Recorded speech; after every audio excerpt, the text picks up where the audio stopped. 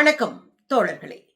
குட்டி ஸ்டோரியில கடவுளின் தூதன் என்று சொல்லி உலகம் அழிய போகுது அப்படின்னு சொல்லி கோடிக்கணக்கில் கொள்ளையடிச்சு ஜெயிலுக்கு போயிருக்கிற தீர்க்கதரிசி எபே நோவா அவங்கள பத்தி தான் நம்ம பேச போறோம். என்ன நடந்துச்சு? ஆப்பிரிக்கால கானா நாடுன்னு ஒரு நாடு இருக்குங்க. அந்த நாட்டில் தான் எபே நோவா பிறந்திருக்கிறாரு. தன்னை தீர்க்கதரிசி என்று அறிவிச்சிருக்காரு.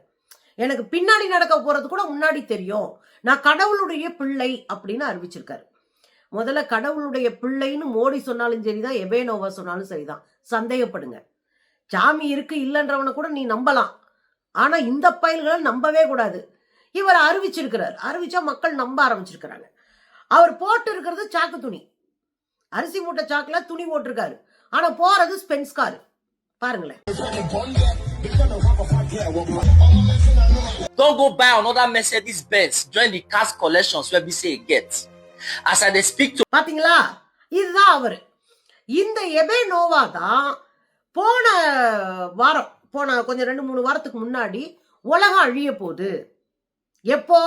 டிசம்பர் 25 இயேசுவினுடைய பிறந்த நாள் அன்னைக்கு அழிய போகுது. இப்ப நாமெல்லாம் என்ன பண்ணலாம்? நீங்க எல்லாம் சொத்தெல்லாம் வித்துட்டு, உங்களுடைய அவ்வளத்தையும் வித்துட்டு வாங்க, நான் ஒரு கப்பல் கட்டுறேன். இது பைபிள்ல வந்த ஒரு கதை. ஏற்கனவே இந்த கதை நோவா கப்பல் அப்படின்னே ஒரு கதை இருக்கு. அந்த கதை பெயர் படி உலகம் அழிய போது. அப்போ அந்த உலகத்துல இருக்கிற எல்லாரையும் காப்பாற்றணும்னு சொல்லிட்டு பறவை விலங்குகள்ல ஒன்னொன்னு எடுத்து அந்த கப்பல்ல வச்சு, பெரிய வெள்ளம் இந்த உலகமே அழியும் போது அந்த கப்பல் தண்ணியில மிதந்து உயிர்களை எல்லாம் காப்பாத்தி மீண்டும் புதிய உலகத்தை படைச்சதா ஒரு கதை பைபிள்ல இருக்கு. அதை வச்சுதான் அந்த பையன் உருட்டி இருக்கேன். இதை கூட இந்த மக்களுக்கு தெரியல. இந்த மக்கள் என்ன பண்ணிட்டாங்க, நம்பியிருக்காங்க. ஆமா, டிசம்பர் 25 உலகம் அழிய போகுது.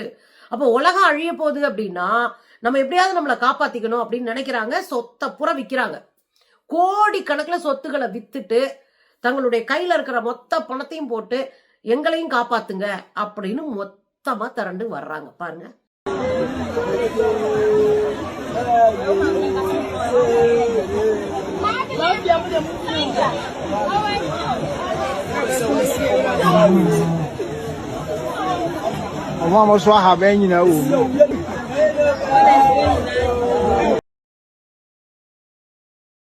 பாத்தீங்கல்ல, அந்த போட்டோல எப்படி இருக்கு?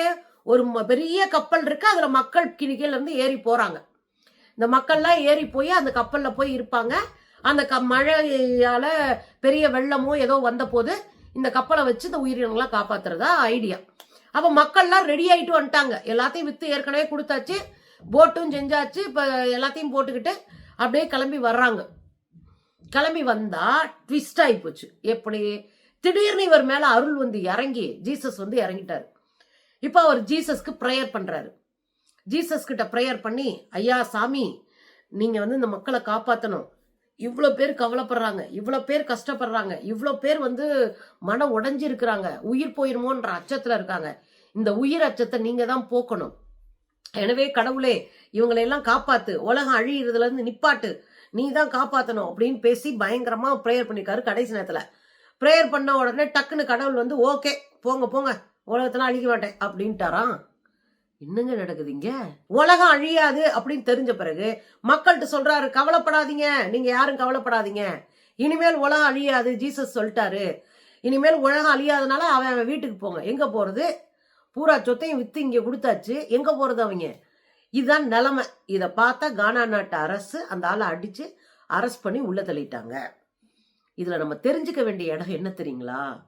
உலகம் அழிய போகுது அப்படின்னு காலம் காலமாக பேசப்பட்டதுதான். ஒரு காலத்திலையும் பேசிக்கிட்டே இருப்பாங்க. ஊழியில உலகம் அழிஞ்சிருச்சுன்னு கொஞ்சம் பேர் பேசுவாங்க. 80களின் இறுதியில நாங்க சிறுவர்களா இருக்கும்போது கூட உலகம் அழிய போகுது அப்படின்னு அந்த சமயத்திலையும் பேசிக்கிட்டாங்க. நிறைய பேர் அந்த சமயத்துல ஏதோ ஒரு வானத்துல விழப்போகுது, அதனால உலகம் அழிய போகுதுன்னு சொன்னேன். அவன் பாட்டுக்கு ஆடு மாடு வீடு அம்புட்டி வித்து தின்னுட்டானுங்க. அதுக்கப்புறம் 2000 உலகம் அழியுன்னு சொன்னானுங்க. 2000 பயங்கரமான ஒரு அழிவு இருக்கு அப்படின்னு. அப்ப நிறைய பேர் சொத்து வித்தெல்லாம் வித்து தெரிஞ்சானுங்க. முதல்ல ஒன்று புரிஞ்சுக்கணும், உலகம் அழியும் அப்படின்னா இப்படியே பொட்டுன்னு அப்படி மூடி அழிஞ்சிருச்சு அப்படிலாம் அழியாது. பேரிடர்களால் கொஞ்சம் கொஞ்சமாக அழியும். எங்க ஒரு புயல், வெள்ளம், பயங்கரமான மழை, அப்புறம் சுனாமி, அப்புறம் பஞ்சம், வறட்சி, இது மாதிரியான காலகட்டங்களில் மக்கள் நிறைய பேர் அதே மாதிரி நோய், கொரோனா மாதிரியான நோய், இப்படி தொற்று நோய்கள் காலம், இப்படி பல காலகட்டத்துல மக்கள் கொஞ்சம் கொஞ்சமா அழிகிறது இயல்பு. ஆனா இன்னொரு பக்கம் மக்கள் உற்பத்தி ஆகிட்டு இருப்பாங்க, மக்கள் வாழ்ந்துட்டு இருப்பாங்க. ஒட்டுமொத்தமா உலகமே அழிஞ்சிச்சு அப்படின்னு இனி எனக்கு தெரிஞ்சு இத்தனை நூற்றாண்டுகளா இல்ல. அத முதல்ல புரிஞ்சுக்கணும். எவன் உலகம் அழிய போகுது நான் காப்பாத்த போறேன்னு சொன்னானா சந்தேகப்படுங்க. அவங்க பின்னாடி போய் நின்னுட்டு மொத்த சொத்தையும் இழந்துட்டு முட்டாளா நிக்காதீங்க. அதுதான் நான் சொல்லுவேன்.